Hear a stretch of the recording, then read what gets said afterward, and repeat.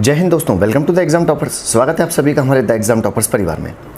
जैसा कि ये हमारे मध्य प्रदेश के प्रैक्टिस सेट का 5वां प्रैक्टिस सेट है, जिसमें हम महत्वपूर्ण प्रश्नों के बारे में चर्चा करते हैं जो मध्य प्रदेश में आयोजित होने वाली सभी प्रतियोगी परीक्षाओं की दृष्टि से, फिर जिनमें मध्य प्रदेश पुलिस हो, कांस्टेबल या फिर सब इंस्पेक्टर, पटवारी, जेल प्रहरी या आने वाली जो भी वैकेंसीज हैं, उन सभी के पॉइंट ऑफ व्यू से काफ़ी महत्वपूर्ण है। साथ ही इन प्रश्नों के साथ में हम व्याख्या सहित चर्चा करते हैं। कहने का मतलब है कि आप एक प्रश्न कर रहे हैं लेकिन उससे रिलेटेड और भी 3 से 4 फैक्ट्स को कवर करते हैं, तो कुल मिलाकर आप इन्हें 10 से 15 क्वेश्चन नहीं बल्कि 35 से 40 क्वेश्चन समझिए, क्योंकि हम इतने क्वेश्चनों को कवर अप करते हैं एक इस वीडियो में। तो आगे बढ़ने से पहले यदि आपने चैनल को सब्सक्राइब नहीं किया है तो सब्सक्राइब अवश्य कर लें, ताकि आपको लेटेस्ट वीडियोस के नोटिफिकेशंस सबसे पहले मिल सकें। तो शुरू करते हैं पहले प्रश्न से। भारत के भौगोलिक केंद्र का गांव कौन सा है? आपसे क्या पूछा जा रहा है कि भारत के भौगोलिक नक्शे के अनुसार जो भारत का केंद्र है उसके अकॉर्डिंग कौन सा गाँव है? बिल्कुल सही आंसर है इन ऑप्शंस के अकॉर्डिंग। तो इस क्वेश्चन का सही आंसर क्या है? ऑप्शन ए करौड़ी, जो कि जबलपुर में आता है, बिल्कुल सही आंसर है। जैसा कि कहीं कहीं आपको इस करौड़ी की जगह थोड़ा बहुत लिखने में ऊपर नीचे मिल सकता है, करौड़ी की जगह आपको कहीं कहीं ये करौदी भी देखने को मिलेगा। ठीक है, तो मध्य प्रदेश के कटनी जिला के डीमरखेड़ा तहसील क्षेत्र में, किसमें? कटनी जिले के डीमरखेड़ा तहसील क्षेत्र में विंध्याचल पर्वत की केचुआ पहाड़ियों के ढलान में स्थित करौंदी ग्राम भारत के भौगोलिक क्षेत्र का केंद्र बिंदु माना जाता है। आप कहेंगे सर आप तो यहाँ पर कटनी जिला बोल रहे हैं और यहाँ पर जबलपुर लिखा है, तो हम आगे भी जानेंगे इसके बारे में कि इसकी क्या कहानी है। तो आज़ादी के बाद सन 1956 में डॉक्टर राम मनोहर लोहिया जी की प्रेरणा से जबलपुर इंजीनियरिंग कॉलेज के संस्थापक प्राचार्य SP चक्रवर्ती की अगुवाई में यहाँ पर एक अनुसंधान प्रारंभ हुआ था। कब? 1956 में लोहिया जी की प्रेरणा से। अब यहाँ पे बात आती है कि जबलपुर इंजीनियरिंग कॉलेज के संस्थापक कौन है, तो हमें यह भी याद रखना है SP चक्रवर्ती। ग्राम करौंदी को लोहिया जी की स्मृति में मनोहर गांव का भी नाम दिया गया है। अगर आपको ऑप्शन में यहाँ पर करौड़ी की जगह मनोहर गांव भी मिल जाए तो वो भी बिल्कुल सही है। पहले यह तहसील सीहोरा जबलपुर में थी। जैसा कि हम बात कर रहे हैं कि कटनी जिले की डीमरखेड़ा तहसील क्षेत्र में आता है, लेकिन पहले यह तहसील जो थी सीहोरा, ये जबलपुर में थी। बाद में जब उसे कटनी जिला बना है तब से यह गाँव कटनी जिले की तहसील डीमरखेड़ा में आ गया है। अगला प्रश्न है, नर्मदा घाटी व विंध्य के दक्षिणी भाग के पश्चिमी भाग में एक क्षेत्र आता है, उसे किस नाम से जाना जाता है?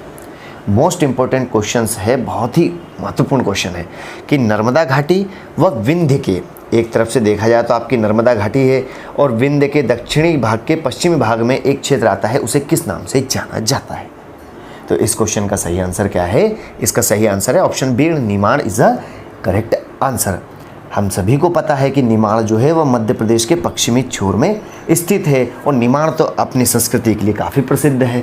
इसकी भौगोलिक सीमाओं में निमाड़ की एक तरफ विंध्य पर्वत तो दूसरी ओर सतपुड़ा पर्वत है। कौन कौन सा है? निमाड़ की एक तरफ विंध्य पर्वत तो दूसरी ओर सतपुड़ा पर्वत है। और जबकि मध्य में ये जो बह रही है यही नर्मदा नदी है, जिसे मध्य प्रदेश की जीवन रेखा भी कहा जाता है। अब यदि हम इस प्रश्न के अनुसार देखें तो निमाड़ नर्मदा घाटी और विंध्य के दक्षिणी भाग के पश्चिमी भाग में स्थित है। पौराणिक काल में निमाड़, जिसे अनूप जनपद भी कहा जाता था, निमाड़ को किस नाम से जाना जाता था? निमाड़ को ही अनूप जनपद के नाम से जाना जाता था और बाद में फिर इसे निमाड़ की संज्ञा दी गई थी।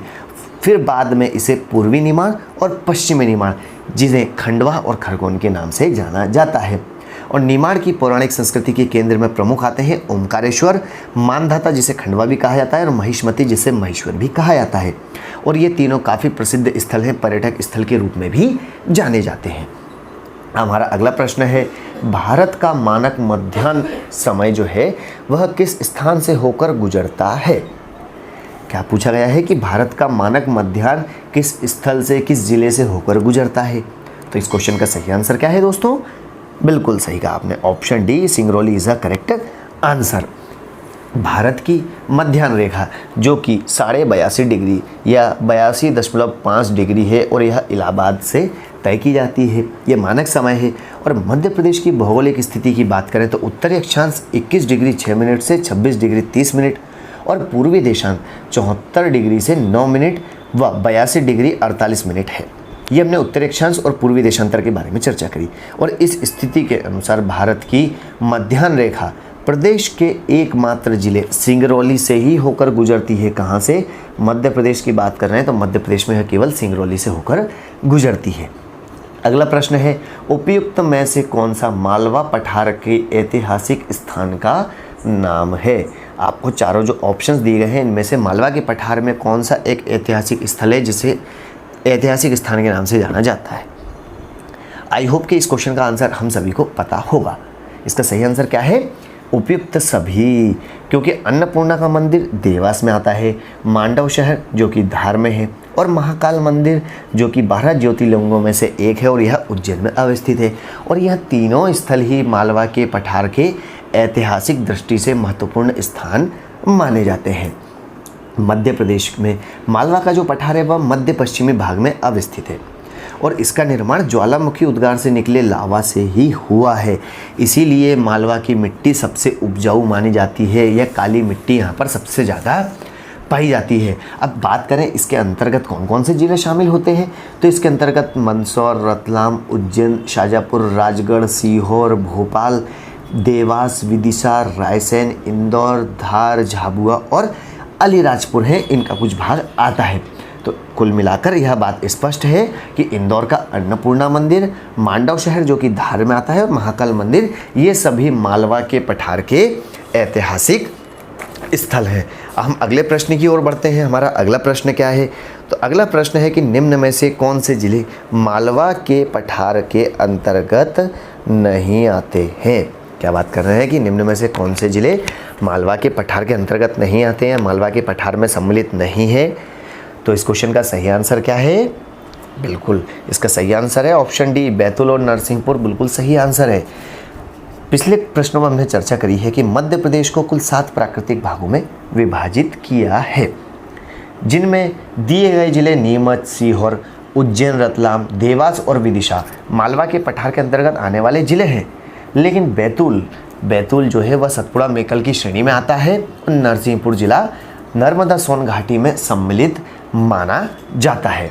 अगला प्रश्न है कि उपयुक्त में से कौन से क्षेत्र को विंध्यन कगार कहा जाता है, या फिर उपयुक्त में से कौन से क्षेत्र को विंध्यन कगार के नाम से जाना जाता है?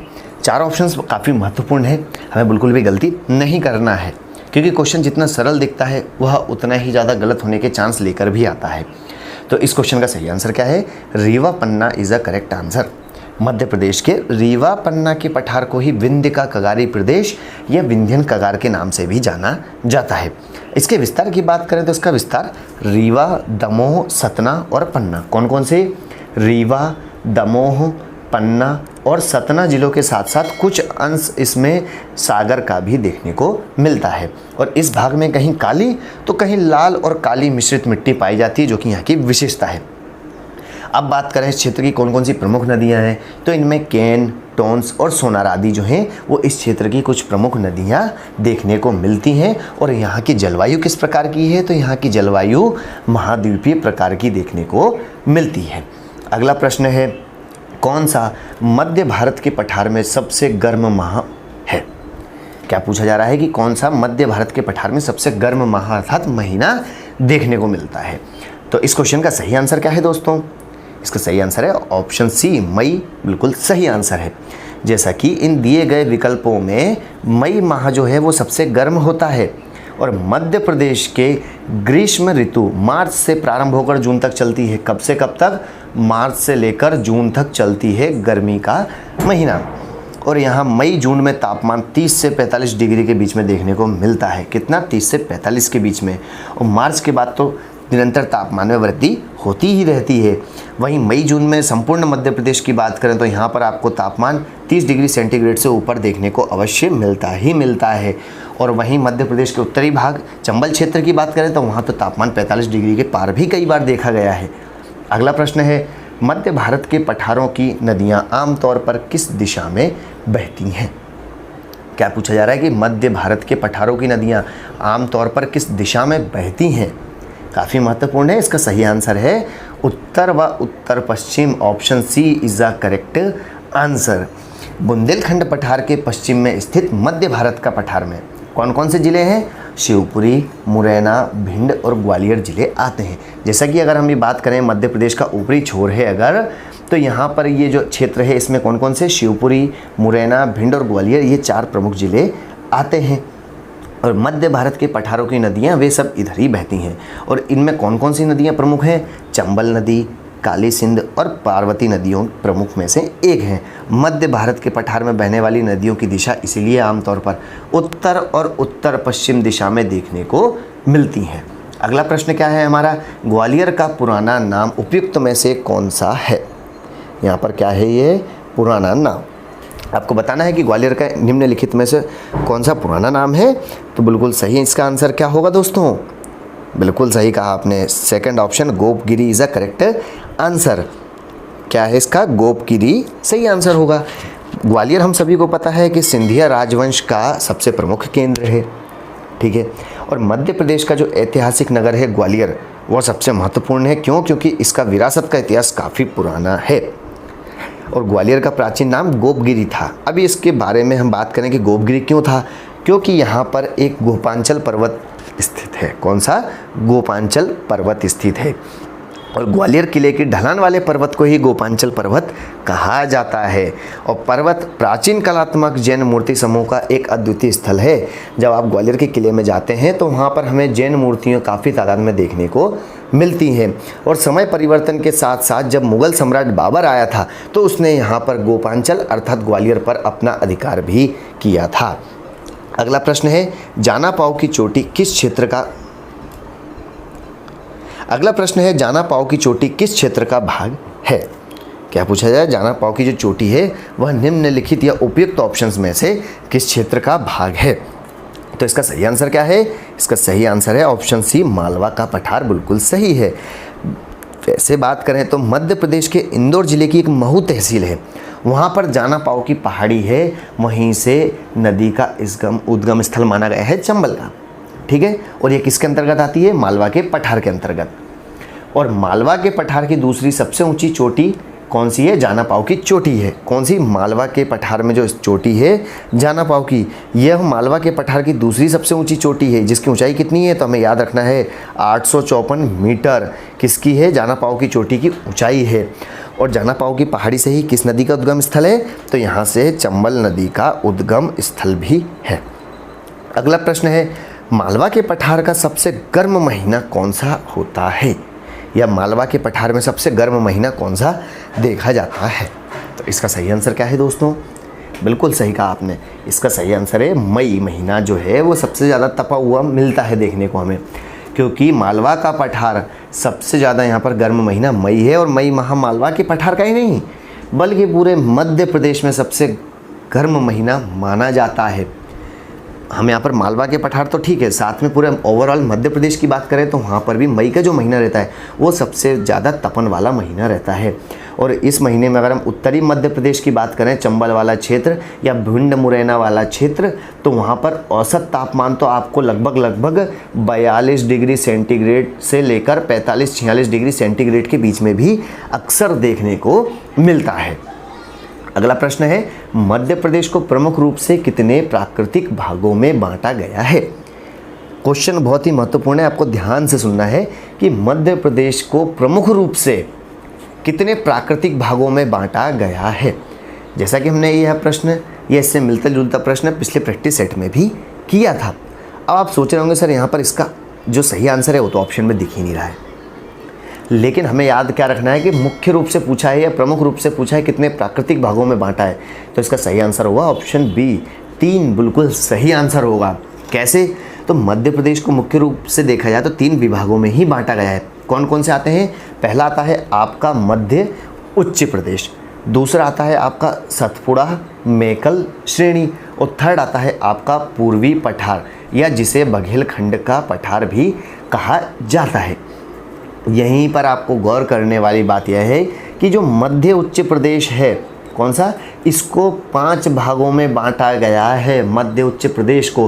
तो इस तरीके से कुल 7 भाग देखने को हमें मिलते हैं, और प्रमुख रूप से सिर्फ 3 ही भाग हैं मध्य प्रदेश के प्राकृतिक दृष्टि से। ठीक है, हमारा आज का महत्वपूर्ण अंतिम प्रश्न है कि बुंदेलखंड के पठार की सबसे ऊंची चोटी कौन सी है। बुंदेलखंड के पठार की सबसे ऊंची चोटी कौन सी है? तो इसका सही आंसर क्या है दोस्तों? Option B is the correct answer, Siddh Baba की चोटी। बुंदेलखंड के पठार की सबसे ऊंची कौन सी है? सिद्ध बाबा की चोटी। और इसकी ऊंचाई कितनी है? तो हमें यह भी याद रखना है 1172 मीटर इसकी ऊंचाई देखने को मिलती है। और यह बुंदेलखंड के पठार की सबसे ऊंची चोटी है। कौन सी? सिद्ध बाबा की चोटी। किस पठार की? बुंदेलखंड के पठार की सबसे ऊंची चोटी है। और इसकी औसत ऊंचाई की भी हम साथ साथ बात करें तो इसकी औसत ऊंचाई हमें 150 से 450 मीटर तक देखने को मिलती है। तो यह थे कुछ महत्वपूर्ण प्रश्न जिनके बारे में हमने विस्तृत रूप से चर्चा करी और उनसे जुड़े जितने भी फैक्ट हो सकते हैं उन सभी को कवर अप किया है।